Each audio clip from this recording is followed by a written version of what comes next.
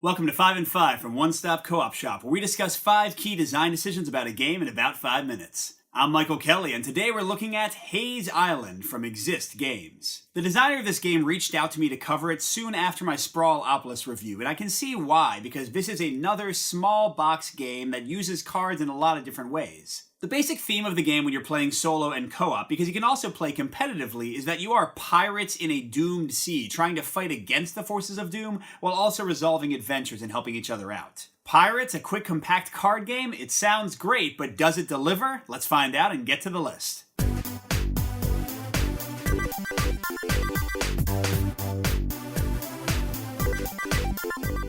We'll start with the pro, focusing on the adventure cards that are one of the main requirements for victory and also one of the main objectives you'll pursue during the game. The islands you scout out as you build the board will have these adventures that require either 1 or 2 icons, cards from your hand, to complete. Getting these cards with their icons is one of the requirements to win the game, but they do more than that. It's a lot of fun. First, all the 2 icon cards have a special power that you can use at the cost of one of those icons, bringing you further from victory. The adventure cards also act as a sort of timer on the game. If you wait too long, they'll switch to their 1 icon side, and then eventually just turn into open sea. That opens up your map options, but also means that you'll have less adventuring available to you to actually win the game. Next is a pure con, and that's the main objective in the game, which is destroying the Doom. To clarify here, in the competitive game, the Doom is one thing to worry about, but you're also running around and fighting each other and having lots of adventures, and it feels really open-ended and fun. In the solo and co-op game, because they've hyper-focused on destroying the Doom, it feels like the game is more limited than in the competitive version. You need to get spells above all else. You need to stay close to the Doom. You can't really spread your legs and adventure as much as I might like. My number 3 is another pro, and that's the map deck and how it acts as a timer for the game. Every action you do in the game, from scouting to fighting the Doom, will take cards out of the map deck, basically acting as your timer for the round. And this is cooler than it might seem at first glance, because you have a lot of control over what the tempo of that map deck running out is. When you keep map cards in your hand as resources to complete adventures and fight the Doom, you're making the deck smaller so that the next round will happen faster.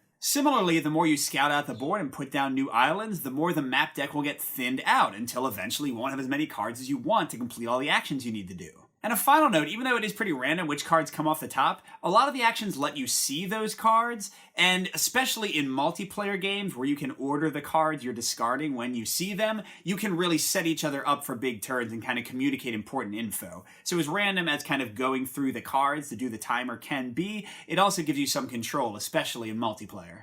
My number 2 is a mix, and that's how you get the resources needed both to complete adventures and to fight the Doom, basically how you win the game. The first way you do this, the one that I like completely, is putting down little crew tokens on islands, which gives you access to the resource indicated on the map card. This gives you a ton of control, makes the map and where you go more important, and also has a fun little decision point, because if you have your crew on the board, they can't protect you from being attacked by the Doom, so you might lose unexpectedly because you put too many crew members down. But the other way to get resources, the one that you use more often, is raiding, which means basically drawing either 2 or 3 cards from the deck based on your island and keeping one of them in your hand of up to 3 cards. This can be nail-biting, this can be tense, and trying to figure out which cards to keep and how you can use certain cards to complete adventures can be fun. But the negative here is it feels more random than I'd like, and if the cards you need just happen to be on the bottom of the deck and you dig for your entire turn trying to find them, especially when you're trying to destroy the Doom, it can totally mess up your game, and just feels like maybe the game is a little too luck-based at that point. We are going to end on a pro, though, and that's how the map is constructed, how you move around the map, and how the Doom chases after you. First of all, I want to say this game is gorgeous. When you put the cards down in their clever little interlocking way, it looks like you create this little special sea with different islands all floating around. It's just a gorgeous aesthetic. But then the actual choices of how you build the island, how you dodge the Doom, the relentless way it chases after you in solo or in co-op where you can kind of split him amongst yourselves, is a lot of fun and really interesting.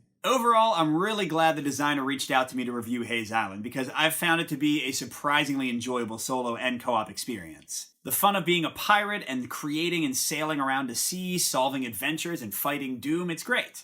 I also love the clever timers of the map deck, of the adventure cards, and also the way that a lot of the things in the game are plannable and predictable. You can see the top adventure card, you can see the top Doom card, you can really plan ahead in many cases. But a few cautions: the game is very tough. I only win about a third of the time. Also, as noted, the rating can feel a little bit more luck-based than I'd like, same with which islands come out. And the solo game itself feels just a bit more repetitive than I would like, but overall this is a really fun, quick game, one I think you should definitely check out. The print and play is available for free on BGG, and if you buy it from the designer's store, they'll ship anywhere in the world for free, so really there's a lot of ways for you to access this game and see what you think. Good gaming everyone, and I'll see you at the next stop.